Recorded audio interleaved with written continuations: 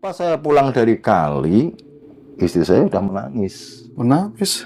Menangis ya karena si bosnya itu ngelabrak, bahasanya itu ngelabrak. Nyamperin ke rumah, bahkan nyudung-nyudung kayak gini. Akhirnya saya, aduh, ini gimana ini? Tapi dia tuh sumbar-sumbar. Sumbar itu dalam arti ngomong nyepatani lah bahasanya. Ngancam-ngancam, tapi ngancam, awas kamu. Tonton, bakal jadi gelandangan turut jalan kamu. Ayo, buktikan kayak gitu. Kok jadinya kayak begini itu kan berarti salah paham di mana? Iya, iya. Yang ngomong-ngomong sama orang-orang itu siapa? Dan kejadiannya kan saya dapat dari bos, saya pulang, saya kasih istri. Ngomongnya kan hanya tukang warung yang saya utangin. Itu nggak ngarang makan dari siang itu enggak. Juga nggak niat mau tirakat mau apa biar dapat sekti dapat apa enggak. Niatnya biar nggak ditangisin anak istri. Numpang tidur di kuburan. Sedangkan saya merasa ini kalau orang itu nggak ada uang, nggak ada duit, nggak punya kerjaan, itu ibarat sampah, Mas.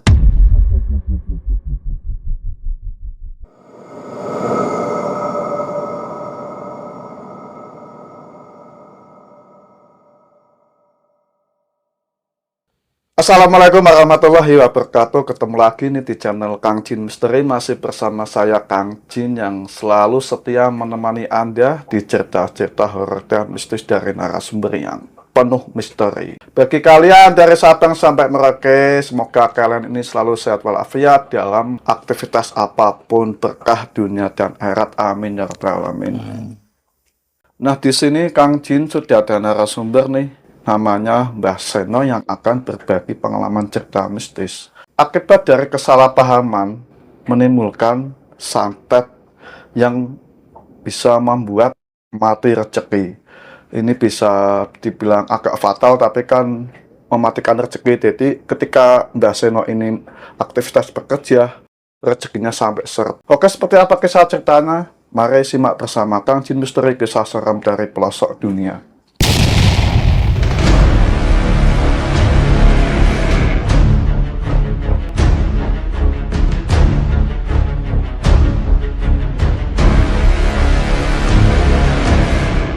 Apa kabar Mbak Seno? Alhamdulillah. Alhamdulillah sehat. Makasih Mbak Seno ya sudah sempatkan waktunya untuk berbagi pengalaman cerita mistis tentang santet gitu ya. Monggo Mbak Seno, sebelum kita mulai cerita, saya minta ruangan ini dipagerin biar nggak ada sering terjadi hal yang aneh di sini gitu ya. Insya Allah. Bismillahirrahmanirrahim.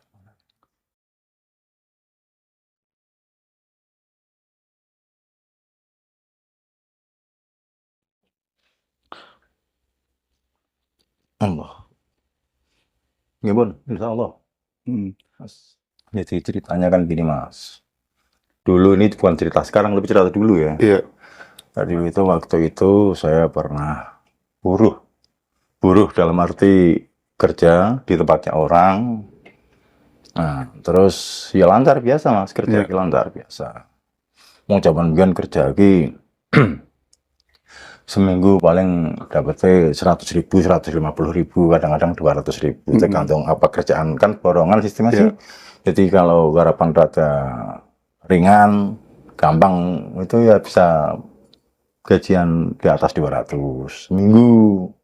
Kalau yang susah-susah itu kadang-kadang paling 150, 125.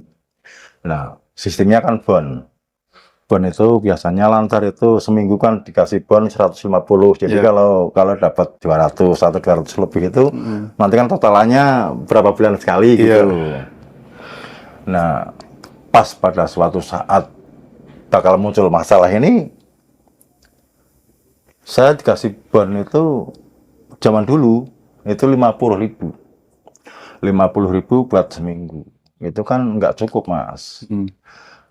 Nah, terus karena nggak cukup, saya pulang, saya kasih uang itu sama istriku kan otomatis bingung mau ngebaginya gimana itu uang 50.000 buat seminggu. Lah akhirnya karena bingung, saya kan ngasih solusi sama istri saya itu, Dik, ini daripada kamu bingung kayak gitu, mending uang 50.000 ini buat jajan anak nanti kalau berangkat sekolah buat sangu. Kan 200 perak kan selama ini kan cukup lah, 50.000. Kan paling dulu itu kan paling sangunya paling 100 perak, 200 perak, Mas, waktu dulu itu. Tahun berapa itu ya, Mbak? Ya, 20 tahun yang lalu lebih lah. Oh iya. Nah, pas kayak gitu, otomatis warung yang diambil belanjanya itu kan bayarin juga seminggu sekali. Iya. Nah, uang 50.000 kalau dikasih sama tukang warung buat belanja sayur, otomatis di rumah nggak punya pegangan. Kalau dipegang buat sang anak sekolah, tukang warungnya pasti lagi. Iya. Mumpung belum lagi, saya ngomong sama istriku, kamu bilanglah sama itu tukang warung itu. Intinya minta maaf, nanti minggu depan didobel kalau kasih bon-bonnya itu sampai biasa kayak biasa 200.000 apa 150.000. Nanti bisa didobel.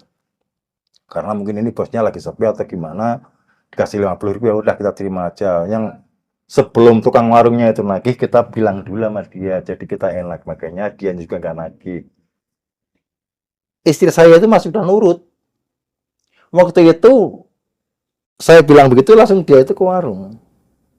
Sambil pura-puranya beli obat nyamuk lah. Yeah. Nah, ini obat nyamuk paling berapa tuh, 150 atau berapa gitu, satu bungkus itu cap King Kong.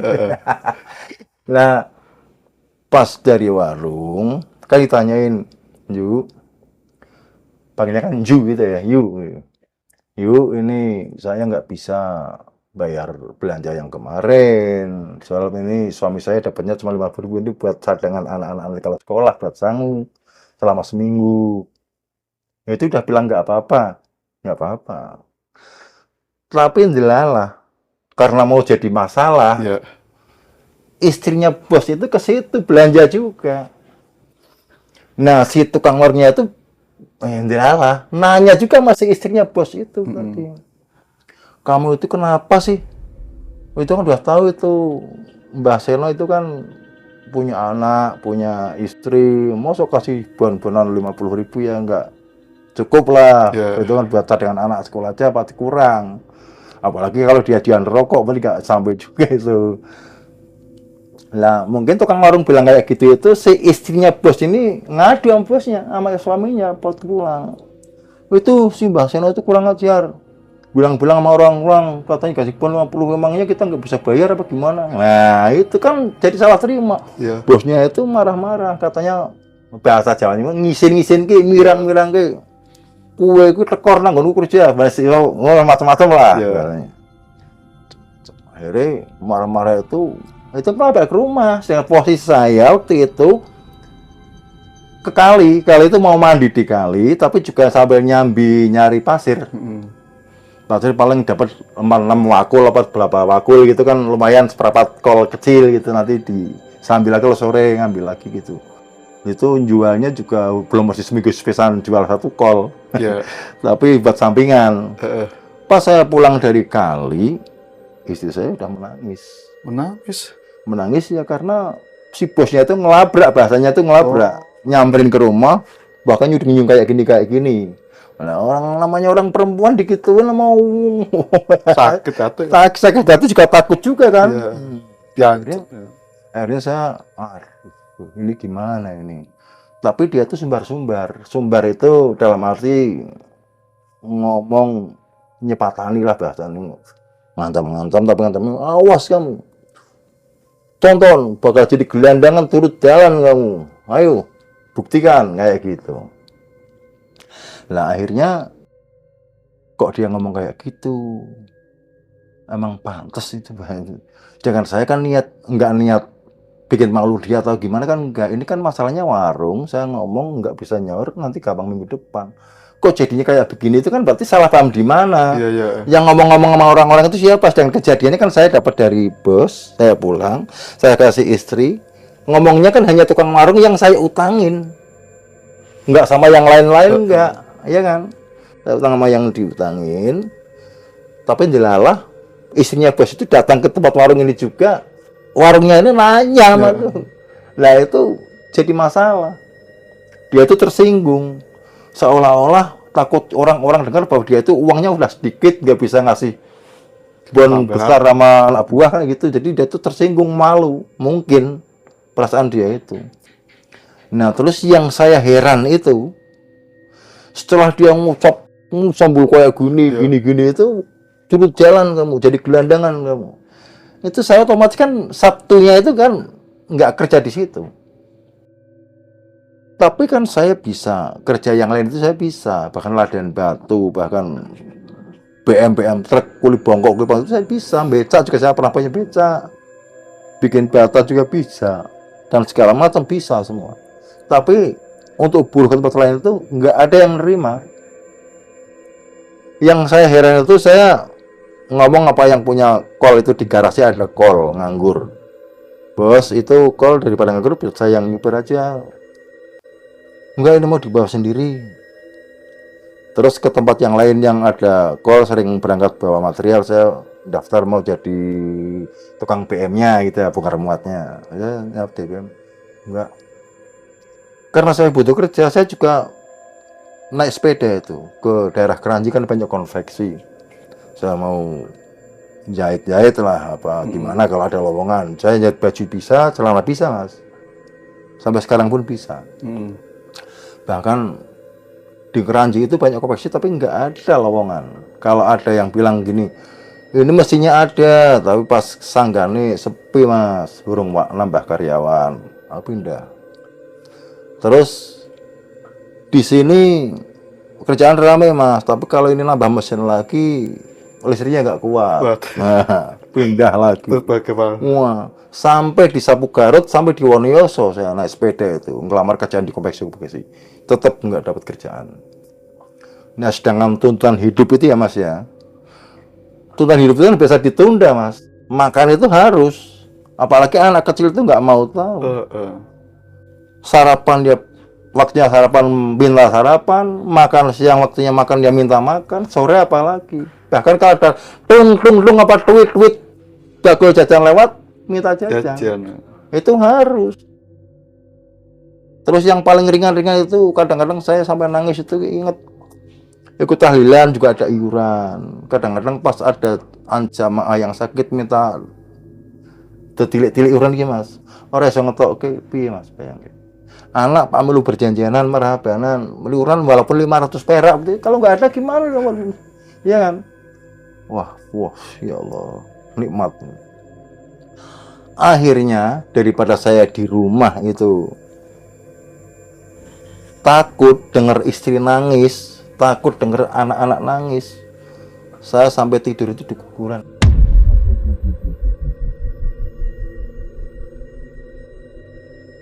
Itu nggak ngarang makan dari siang itu enggak, juga nggak niat mau tirakat mau apa biar dapat sakti dapat apa enggak, niatnya biar nggak ditangisin anak istri, numpang tidur di kuburan. Sedangkan saya merasa ini kalau orang itu nggak ada uang, nggak ada duit, nggak punya kerjaan, itu ibarat sampah Mas. Ke tempatnya temen aja itu nggak bakal dihargain, ngomong apapun nggak bakal didengar. Apalagi kita ngelahiruk nang baturi ketanggane. Saponi Mas mesti. Bener kan? Nah, akhirnya saya itu milih di kuburan. Itu bukan karena saya nyembah kuburan, tapi karena menghindar Pak ngendong ning tangga ora kanggo, akhirnya kuburan. Pak nang omah ora wani tangisi anak bojo. Itu pulangnya pagi-pagi udah semalam untuk makan apa-apa, siangnya itu enggak makan apa-apa. Kalaupun saya punya misal di kebun ada pepaya atau gitu, saya kan taruh di rumah, nggak ikut makan, tetap saya perginya ke kuburan, menghindar. Sambil mikir, saya jalan keluar itu apa ini ya Allah, saya mintanya itu, seandainya pun saya ini nggak mau dikasih rezeki, anak saya, istri saya itu mau butuh makan, butuh rezeki, ya Allah bila saya rezeki itu mintanya kan, tetap ya Allah Gusti saya beri saya rezeki buat anak istri saya. Itu pernah kejadian kayak gitu. Nah terus saya pulang dari kuburan, kalau pagi kan pulang Mas, karena kan kuburan itu kan di sawah, orang-orang kan pada nyapu sawah, ada macam-macam sih, ada yang mau nyangkul, ada yang mau panen, ada yang mau macam-macam. Kalau saya nggak pulang kan malu-maluin, ngapain di situ? Saya pulang, tapi bukan pulang ke rumah, di belakang rumah itu saya naruh karung kecil-kecil itu 2, saya bawa jalan kaki. Ya nggak usah bilang tempatnya mana lah, nggak usah, punya saya jalan kaki itu. Di pinggir-pinggir kali saya ambilin ada botol-botol aqua, botol rokok segala macam. Kadang-kadang nemu sendok 2 atau apa, saya ambil. Terus saya timbang, pulang itu kadang jam 2. Ditimbang itu dapatnya paling 17.000. 17.000 jam 2 setengah 3 saya pulang. Saya kasih istriku ini, saya dapat rezeki 17.000 deh. Istri saya itu nangis, nggak bisa bicara. Nah gimana nggak nangis? Dari pagi itu anak minta jajan nggak ada uang. Sedangkan anak itu butuh sarapan, butuh makan, yang mau dimasak juga nggak ada. Udah nggak ada sama sekali. Nggak ada sama sekali. Bener-bener nggak ada sama sekali. Kosong. Padahal semalam saya di kuburan itu juga nggak tidur. Nyamuknya banyak, nggak bisa beli obat nyamuk, melek, ngeleh mas. Lapar ya. Tapi pagi-pagi ke rumah itu nggak berani masuk. Lewatnya pawon buri melaku. Langsung itu nggak makan. Jadi sehari semalam itu nggak makan itu. Orang pulang setengah 3 pada 17.000 itu istri saya nangis. Nangisnya ini kalau buat jajan anak nggak bisa beli beras buat diliwet buat makan. Kalau dibeliin beras 1 kilo zaman dulu itu apa 4.000 apa 5.000 lah misalnya. Sebenarnya ya nyandak mas, 17.000 itu buat beli beras gampangnya 5 kilo, 5.000. Terus tempe itu seiris kan paling apa 400 apa 500. Terus minyaknya kan jadi sih nyandak. Tapi memang nggak bisa buat jajan. Jadi makanya istri saya nangis itu kalau ini buat makan anak nggak jajan, jangan anak pengen jajan, kalau buat jajan nggak bisa masak. Uang 17.000 dibalikin ke saya lagi. Aku raiso begini mas, kita sampean dewe. Aku tidak sungai suramangan mulai tak belanja ke dewe. Tuku kangkung saire, uket sainting mas. Kangkung, kalau tahu plastikan cilik-cilik ya. Tempe sairis, bumbu lombok 500. Tak ulek dewe. Tak liwat, tak ulek dewe jaman biyen Yusuf Kala tuh ngapa program gas mas. Makanya kayu bakar. Tak lewat mateng anak iki dodolan tak undang menele mulai tak dulang keduk piringnya tepak anakku tak kis malah aku milu mangan bojoku nyawang karo nangis ora kuat lebar tak dulang tak didusi salini Pak Mahrib aku sekarang di penang omah bali ning kuburan meneh aku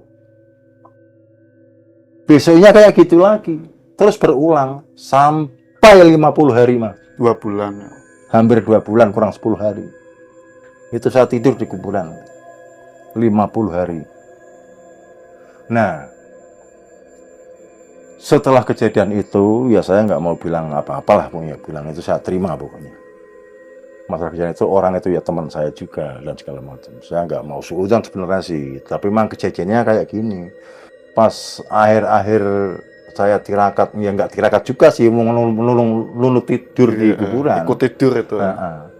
Itu dapat ya semacam ada yang bisikin, ada yang bilangin, tapi saya itu nggak tahu apa itu ngimpi, apa itu apa. Pokoknya saya ada yang bilang sama saya itu bahwa saya ini dikasih semacam jubah mas.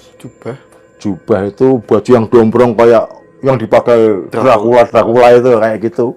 Yang lehernya panjang itu dubur. Nah kayak gitu dipakein saya, hitam warnanya, tebal bahannya. Itu kok hati saya ini seolah berontak dan saya otomatis bilang ini jubah ini bukan milik saya. Saya nggak bikin jubah ini juga saya nggak mau pakai jubah ini. Jubah ini mending dipakai sama yang bikin aja. Saya lemparin, beng kayak gitu. Jedut. Jadi tadi saya bilang pertama ada yang ngomong kamu bakal terjalan itu kejadian kan saya turun jalan bener kan gelandangan terjalan dari tukang ngerosok itu kan jadi pemulung kan selama 2 bulan padahal keahlian saya nyupir bisa, BM bisa, bikin batla bisa, banyak profesinya bisa bahkan orang lain dari bandar itu Batang Bandar itu buruh tidak pada tempat saya banyak. Lah akhirnya pas dalam ingatan saya itu waktu itu saya kembalikan jubah itu ke dia yang bikin. Ini saya balikin punya kamu, jubah kamu pakai sendiri. Kejadian adalah yang bilangan teman saya itu bangkrut mas. Bangkrut nggak kerja, bahkan sempat nggak di rumah, bahkan 2 tahun itu kosong rumahnya. Minggat. Ya nggak tahu mengganti itu apa hutang bahan, apa hutang apa memang gimana saya nggak tahu. Apa hasil produksinya juga nggak laku terus yang dan nggak bisa muter modal atau gimana. Pokoknya nggak tahu. Yang jelas 2 tahun dia nganggur. 2 tahun nganggur. Itu saya udah di rumah. Dan setelah dia nganggur itu saya genep 2 bulan, berarti 10 hari setelah saya 50 hari di kuburan, 10 harinya itu tetangga-tetangga saya itu ada yang beli mobil. Bahkan tetangga kampung saya beli mobil. Yang sebelah barat kampung saya beli mobil, malah Pak Lebih itu. Yang sebelah selatan kampung saya itu juga bujangan itu beli mobil. Itu nyari saya suruh nyupir. Kalau yang dari sebelah barat kampung itu yang Pak Lebih itu, saya temennya kan teman saya yang jadi bakul sepeda di Gedung Wuni, ngomong-ngomong, ngobrol-ngobrol. Ya wis nek ora kerja kok ngomong ke boloku. Ya. Mbak tuku mobil, ternyata tuku mobil temenan. Nah, terus yang di Kedalan itu yang bujang itu memang dia pengen beli mobil HIS itu. Manggil saya. Tetangga saya juga beli mobil doplak juga HIS bentuknya sama itu. Yang kampung saya itu HIS, yang sebelah selatan HIS, yang sebelah barat saya itu malah L300 tapi bensin warna coklat. Nah terus karena saya ini nggak punya sepeda mas, kalau jalan ke barat desa otomatis saya kan agak jauh, terus ke selatan agak jauh, makanya saya milih yang dekat punya tetangga saya sendiri. Dan HIS itu saya kerja di situ sampai 5 tahunan lah, 5 tahunan. Akhirnya bosan pindah kerja. Itu berarti yang ingin saya ceritakan itu di sini bahwa ternyata masalah itu nggak perlu disengaja dicari itu mas datangnya. Kadang-kadang yang nggak sengaja, yang nggak kira-kira bahkan tanpa kita sadari bisa bikin masalah sama orang lain. Lah contohnya itu kan saya nggak bikin masalah atau nggak niat memalukan dia kan nggak. Saya cuma bilang saya dikasih bon 50.000 sama dia. Giliran saya pakai, saya ngomong sama tukang warungnya bilang sama istrinya dia jadi masalah yang ya Allah Masya Allah nikmatnya 50 hari kayak 50 tahun mas rasanya. Itu saya di malam itu saya makan paling 1 hari tiap habis ngerangsok. Dapatnya itu nggak pasti. Pas kalau ada misalnya bekas malamnya ada orkes misalnya kan banyak dulu kan minum aqua banyak botol-botolnya itu bisa jual rongsokannya itu sampai 25 kadang-kadang sampai 27 tapi pas kalau biasa itu paling 17.000 sampai 20.000 itu tiap hari. Kalau dikasih istri malah nangis, jadi aku makan itu sekali saya cari sendiri, saya makan sekali udah itu saya. Lah kok kenapa sehat terus sampai kayak bisa kayak gitu? Nah kan saya punya teman, punya adik, punya saudara. Kan mesti walaupun orang nggak punya uang kalau biasa ngobrol biasa kan nyari sih mas. Ini Mbah Sono di mana kok nggak kelihatan, Mbah Sono di mana nggak kelihatan kan gitu. Nyari. Istri saya kan bilang itu di makam itu biasanya di sana. Terus nyusul 2 orang, bawa kopi, bawa rokok, kadang-kadang bawa telo puung kayak gitu mas. Nah, itu makanya kan kayak gitu. Saya nggak beli, ada yang ngirimin. Tapi nggak orang itu satu gonta-ganti. Kadang-kadang besoknya lagi adik saya juga pengen nemenin saya di situ. Terus sampai 50 hari. Jadi kalau ada yang bawa puung ya berarti rezeki saya puung, ada yang yang bawa sarimi berarti rezeki saya sarimi. Kalau ada yang bawa lontong tahu misalnya, ya itu rezeki saya. Kalau nggak bawa cuman megang teh Mbak Kolin kan ya itu rezeki saya. Dan makannya nasi tetap besok jam 3 sore itu habis saya ngerongsok. Wah anak ingat nangis mas kejadian itu. Jadi walaupun udah puluhan tahun yang lalu tapi masih ingat dan kayak kemarin kejadiannya. Berarti itu momen-momen yang sangat menyedihkan. Wah ya Allah sampai mati saya masih ingat. Tapi alhamdulillah kayak mono hubungan silaturahmi karo kanca bola tangga tak jaga mas. Kono semono mungkin krasa salah karo aku yo karena wong sing gedhe ra wani ngakoni. Aku ya ra wani melehke, ndak tambah ndedi nggo penyakit. Akhirnya tetep bolo kanca-kanca keruwen-keruwen biasa. Tapi sebenarnya ada kejadian seperti itu. Oke. Tapi sekarang tetap tak jalin hubungan Sampai sekarang. sampai sekarang. Bahkan saya juga sering mampir ke rumah dia. Dia kalau ada apa-apa juga sering tanya-tanya, kamu kabarnya kayak ini ki kono kabar apa kamu nggak mau? Kan sekarang udah nggak di situ sih, Mas. Iya, iya. Sering-sering masih tanya-tanya kabar. Bahkan WA pun saya juga nyimpen ada. Itu pas waktu ngatain marah, dia sambil marah ini, berarti ini jenisnya kalau boleh tahu santetnya seperti apa berarti enggak ya? Kok bisa sampai terjadi gitu? Jelas aja iki kan sing arane kayak hitungan ngono Mas. Kan biasanya kayak hitungan ngono kan Sri Lungguh Donya Loro Pati misalnya kan. Ki pati ki kudu ora kudu mati nyawa ki ora Mas. Mati ki iso mati nyawa bisa, mati pangan bisa, mati pergaulan ya bisa. Iya. Bahkan aku bolan akeh tapi siji ben ora sakit marel berarti kan padha karo mati. Nah terus wong rumangsa keahliane pirang-pirang tapi nyatane reso sing ndadeke dalane rezeki sampean padha karo mati rezeki sih Mas. Mati kan arane kan. Iya, mati, ya. Mati rezeki. Nah itu merine. Itu berarti kok bisa kayak gitu, lewatnya ini dukun atau dia ngelakuin apa, ritual apa gimana itu?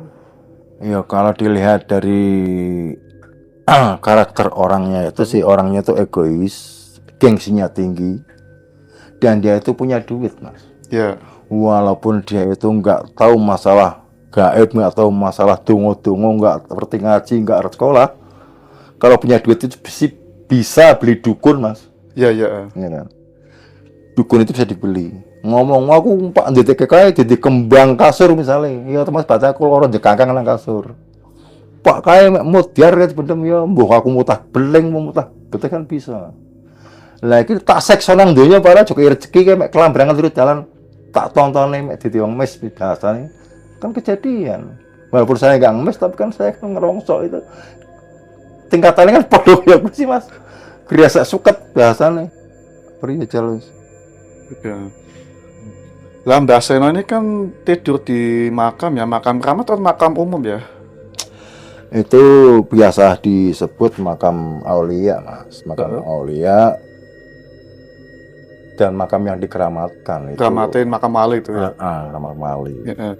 Ya biasa orang-orang dari Pekalongan kota itu banyak yang datang ke situ, orang dari Medono, orang dari Keramat Sari, dari mana itu sering datang. Bahkan selama saya di situ selama 50 malam itu ketemu orang dari Medono. Terus datang lagi orang dari Bojong juga sampai situ. Ketemu lagi dari Keramat Sari, ada yang sampai ke situ. Bahkan ada yang dari Ndoro itu, Ndoro Bagan Talun sampai ke situ. Terus selama tidur di situ ada kejadian-kejadian apa aja berarti Mbah mistisnya itu? Apa dari gangguan makhluk gaib seperti apa? Selama 50 hari ini. Saya jelasnya kan di situ itu kan bukan mencari kejadukan, Ya. bukan mencari yang neko-neko itu enggak. Ya. Saya tuh di situ niatnya pertama itu nunut turu nang omah ditangisi anak. Ya. Nah otomatis kan di tempat keramat, di tempat wali itu ya pasti kan pakai unggah-ungguh sih Mas. Ya. Pakai unggah-ungguh ya intine nunut ya kirim-kirim Fatihah tak tawasuli karang mesti ono arane tulisane yo. Pertama ya ilah hadir Nabi Mustafa Muhammad Rasulullah ngetut ke Kanjeng Nabi Muhammad biasa nomor 1. Ya sing ahli karomah yo Sabtu Qadir Jalani tak kirim Fatihah. Syekh Nabi Khidir tak kirim Fatihah biasa sih. Umum lah terus yo nyong duwe bapak duwe simak yo tak kirim Fatihah. Lah terus lebar aku yo wadil karo pangeran ya Allah Gusti mbok menawa aku salah gedhe dosa gedhe aku njok ngapura. Aku ora pati jika aku ikhlas ora dipangan aku pateni amane aku ikhlas. Tapi anak bojoku kae butuh mangan. Lewate aku sing iso kerja aku mati. Anakku ya cilik-cilik iso kerja Mas. Kadang-kadang dek empan dek aku tok. Sedangkan simakku wis mati, bapakku wis mati, lah Pak Njak nurut sapa. Dengan keluarga dek anak bapakku paling gede. Terus ini sudah kawin kabeh. Wis keluarga dhewe ora nang kono. Ya priye sih pokoke ya Allah akhirnya waktu keluar kerjaan ora dikai kerjaan tapi setelah kejadian itu malah 3 orang beli kol doplak nukok ke aku. Aji bro. Dong aku selalu kerjaan wis nrimo sing ngene pokoke ngrungsuk tak lakoni. Orang gayuh rezeki orang gayuh. Dunya orang gayuh apa? Malah teko dhewe kol telu. Dibeliin ya. 3 gitu. Alhamdulillah ya kan sing ndek barat beli L300 bensin coklat. Yang dari selatan itu beli Hiace. Terus tetangga saya juga beli Hiace. Akhirnya saya milih yang saya ambil yang punya tetangga saya sendiri. Kan berangkatnya jalan kaki, Mas. Pulang jalan kaki dekat. Nah, kalau yang jauh kan masuk jalan kaki kan saya capek, nggak punya sepeda. Kayak gitu. Setelah ngelakuin di makam itu selama 50 hari. Nah, masalah kejadian mistis saya banyak, Mas. Kadang-kadang pas nggak ada teman yang nengok, pas hujan, itu di pinggir-pinggir itu ya perasaan saya itu anak kecil banyak banget di situ. Mubeng kan makamnya itu kan pagarnya itu pakai turus itu tanaman-tanaman itu sih dibuat pagar tapi tanaman hidup. Ya. Itu mubeng Mas itu membongkar. Terus nggak begitu lama ada yang datang. Nah orangnya itu keker tegap tapi pakai caping Mas. Kayak komandannya tapi anak-anak kecil itu banyak itu yang melingkar ngubungi aku. Dan wajahnya kalau tak perhatiin itu saya ingat film-film nasional kuno itu D. Mochtar. Iya. Nah itu D. Mochtar itu kayak gitu.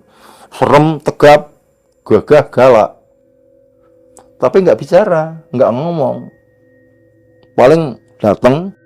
Nah, terus anak buahnya yang kecil-kecil itu mubeng dari tengah-tengah. Nonton saya lagi duduk di situ, apa lagi tidur di situ.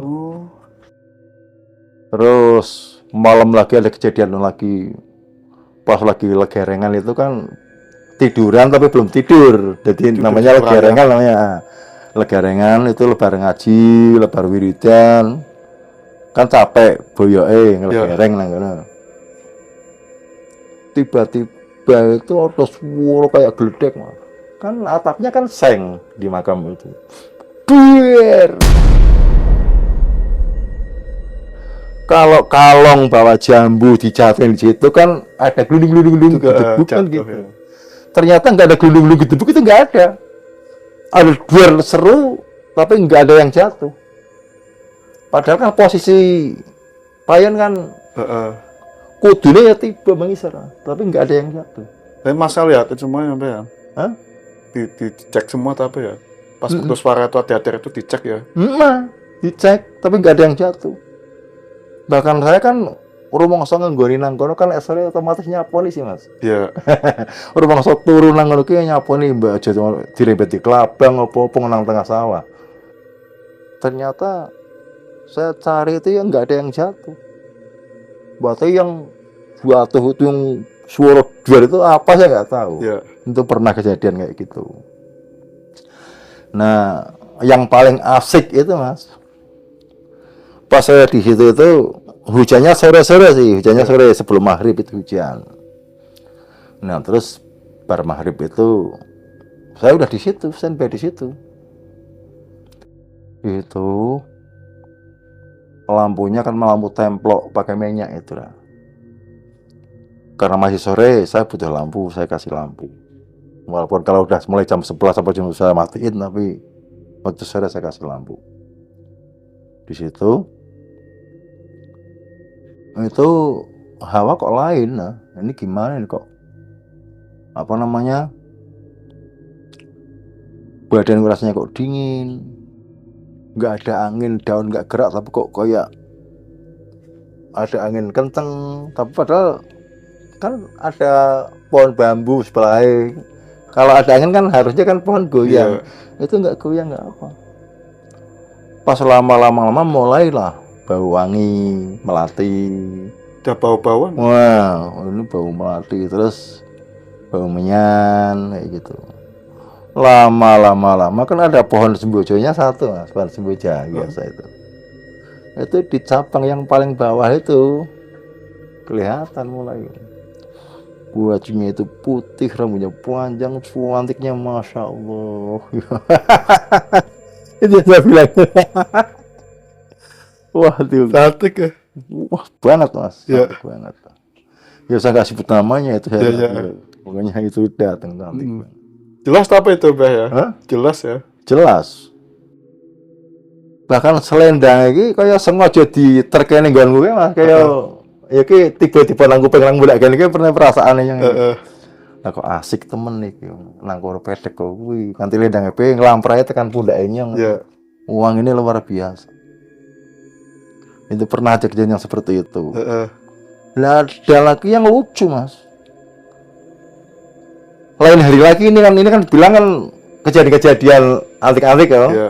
Jadi tadi ada yang suara deer itu pernah, yang dirubung mupeng itu anak-anak kecil pernah. Itu yang saya cantik juga pernah. Pernah suatu hari itu saya di situ tidur itu kesiangan. Atau kan subuh itu ya udah pulang, tapi sampai matahari melek keluar itu saya baru bangun. Kaget mas. Di sini ada kadal. Di sini ada kalajengking. Di sini ada tikus. Di sini ada ular. Di sini ada kodok. Jadi saya itu tidur tapi di sebelah saya, di samping saya di Binatang. wah binatang semua. Tapi binatang ada ketonggeng. Tahu ketonggeng itu kalajengking itu ketonggeng. Tikus, ular, kodok, kadal itu di samping-samping saya semua. Lah kok antik kejadian kok aku dirubung kewan kayak gitu. Apa aku wis dadi kaya kewan derajate nyong kan ngasor sih mas mung nyatane iki kerja ora iso atau di duit. Di rumah sana kok rendah diri sih mas terus keserang psikologis saya itu ya keserang. Bahkan seolah-olah kayak saya punya ilmu, saya punya pendidikan, saya punya apa itu nggak bisa dipakai mas. Udah ketutup otak saya itu. Wah, cara Jawa ngomong tuh coto. Coto ki wis angel. Ora eling Purwodok Sina. Iya. Jadi setelah selesai acara itu ya ingat, oh saya ini punya wirid ini, saya punya itu kan. Setelah itu kejadian. Yang ada waktu itu saya waktu kejadian itu saya pasrah bongkokan karo pangeran. Jadi jebule pandat apa modong segala macam teluh jujuli kodok jujuli beling mati san malah bubar ora disiksa pun. Nah kuwi nyong Pak ngundang kiai-kiai ne sapa ora sing kenal kiai, Pak ngundang dukun kudune nyangoni sedangkan aku kurang di duit blas. Ora pasrah karo pangeran mung diijabah tapi kan tadi waktu nganti 2 wulan Mas. 2 wulan ku rasane 2 tahun temenan jebule punjul gelem. Yakin. Tapi pas waktu ngerasain jadi sampai gelandangan ini ada efek dari badan ngerasa nggak Mbah? Kok bisa sampai jadi pemulung nggak kejeki susah gitu? Enggak. Nggak ada reaksi gitu? Saya nggak ada suudzon sama orang waktu kejadian itu. Iya. Nah saya merasa itu setelah kejadian saya dapat gaib bahwa itu ada mantel hitam itu. Kok saya pakai mantel hitam? Ini punya siapa? Saya nggak bikin karena bahasa biasa tukang jahit kan. Saya nggak bikin ini, kok saya pakai ini. Udah saya bikin yang bikin aja. Kayak gitu. Jadi saya lepas, saya lemparin. Nah lemparin itu ya nggak kelihatan saya lempar itu siapa, nggak ada, nggak tahu gambarannya. Saya cuma menyangka karena kejadiannya itu pun kejadian juga nggak apa namanya, nggak begitu penting sih maksudnya, memang salah paham. Makanya saya juga nggak nyangka kalau dari situ datangnya penyakit saya ini. Setelah saya lempar jubah, ternyata kok dia yang kena nganggur 2 tahun. Sedangkan saya ngalami nganggur 2 bulan, kelambiran turut jalan. Kan dia yang bilang, Titeni, wah, buat jadi gelandangan. Kan kayak gitu, dia awalnya kan bilang kayak gitu. Malah setelah dia bilang kayak gitu, ternyata kejadian saya ngelandang beneran 2 bulan, kan? 2 bulan dia malah 2 tahun. Nah, enggak saya kan, setelah dia ngantam keluar kayak gitu, ayo, Tita nih bakal ngelandang Tita. Ternyata kejadian saya ngelandang beneran, dan saya jalani selama 2 bulan. Nah, saya mulai curiga dan mulai saya setengah ngarani di NIK kan gara-gara ada jubah, saya balikin. Setelah saya balikin, dek nang kenyataannya kan hanya mimpi, berarti hanya mimpi. Tapi dalam kenyataannya kerjaan dia benar-benar bangkrut. Bangkrut semua ya? Bangkrut semua, bahkan 2 tahun nutup. Habis. 2 tahun pokoknya nutup, nggak kerja. Tapi sampai sekarang masih tutup. Ya sekarang ya kerja lagi, beres lagi. Jalan biasa. Beres lagi. Malah lebih dari jenengan sampai ya? Iya. Udah hanya 2 bulan, dia mah 2 tahun itu. Iya, saya 2 bulan, dia kena 2 tahun. Berarti nggak ada reaksi efek samping di badan, nggak ada. Tapi untung nggak nyerang sama anak sama istri itu. Nah, alhamdulillah. Alhamdulillah ya. Tapi kalau umpama anak istri kena kan malah repot kan? Nah, enggak. Kalau begitu pasti saya bilani nyawa, Mas. Oh. Kalau sampai nyerang anak istri, Oh iya ya. saya pasti bilani nyawa. Oke. Tapi soal utang gimana berarti, Pak? Utang bon-bonan ini soal. Sebenarnya enggak, Mas. Kan saya kira-kira, Mas, misalnya kerja di situ dapat 225.000 misalnya. Ya. Saya ambil 200. Kalau sisa 25.000 seminggu Iya. itu. Besoknya lagi kerja dapat 250. Saya ambil 200 bon. Berarti saya sisa 50.000. Pas mulai kerjaan sepi, saya kerja dapat 150.000. Saya ambil 200 lagi. Berarti kan tetap gaji sama jadi keluar masuk iki jane ya ora Gak ada utang. utang asline kuwi. Asline kuwi. Oke. So, luar biasa, Masya Allah. Bisa.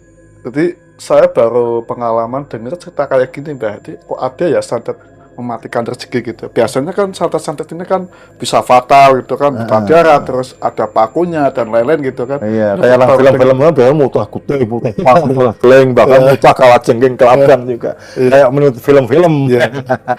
Nah ini Oke. sebenarnya santet itu ya nggak kayak gitu jebule.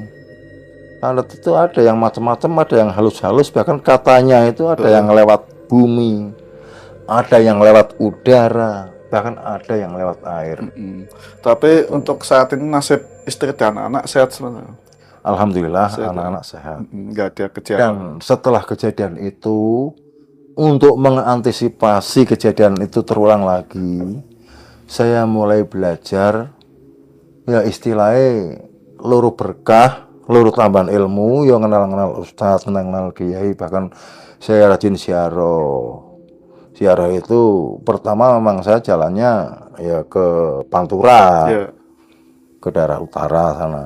Terus daerah utara rampung, terus saya mulai ke hutan-hutan, ke selatan arahnya.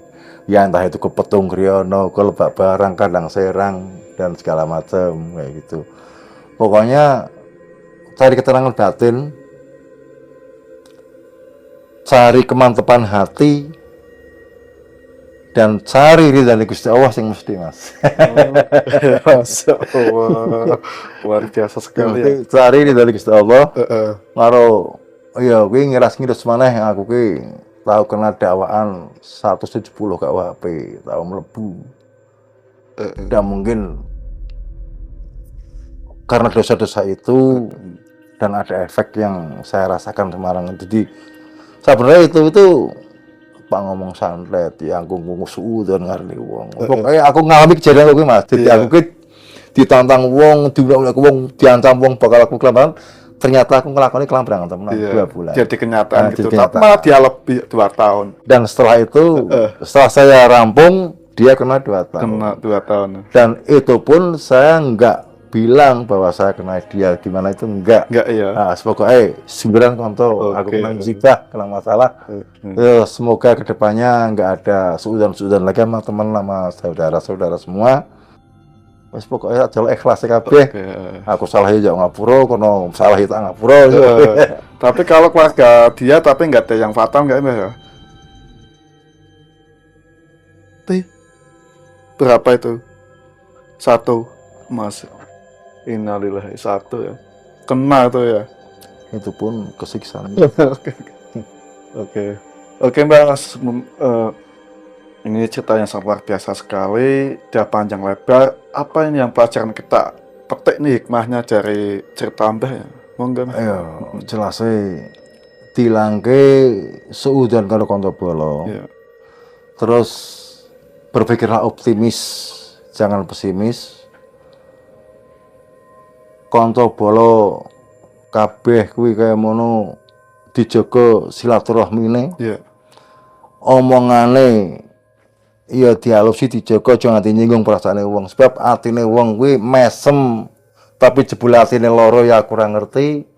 Mrengut jebule lega lila ya kurang ngerti. Isih genah sing diseneni jengkel ngantem apa keplak. Kadang-kadang ucapan sing pati ora pas nang kanca bala. Ora trimo ngetemune. Anu ki ya Allah, aja nganti ketemu. Pokoknya jaga silaturahmi. Ya, cukup ya, Mbak. Cukup. Oke. Oke guys, inilah cerita dari Mbah Seno ya. Semoga penuh manfaat dan penuh hikmah kita semua. Ini sangat luar biasa sekali. Jadi ucapan ini bisa kita petik ya, dan ucapan ini kita kan selalu bisa terjadi dengan nyata, tapi malah sebaliknya lebih dari yang kejadian yang dialami oleh orang yang ucapan tersebut. Jadi Mbah Seno ini kan terkena 2 bulan, dia 2 tahun dan juga sampai fatal 1 orang. Jadi mudah-mudahan jangan ditiru ya, jadi kejadian-kejadian dari santet. Jadi untuk teman-teman yang menonton, jangan sekali-kali main santet. Ini dampaknya sangat besar sekali. Orang yang nadur itu pasti ngunduh ya Mbak. Ngunduhe double Mas. Double ya. Ngunduhe double. Jadi untuk teman-teman saya sarankan mending apa adanya, hidup sederhana, minta ridho ilahi, minta ridho Allah Subhanahu wa taala, banyakin sholawat dan istighfar agar kalian ini selalu selamat dunia dan akhirat dalam aktivitas apapun. Kekuatan sebesar apapun tidak ada yang bisa melebihi kekuatan Allah Subhanahu wa taala. Dan sampai sini saya pamit, Kang Jin Misteri, kesasaran dari pelosok dunia.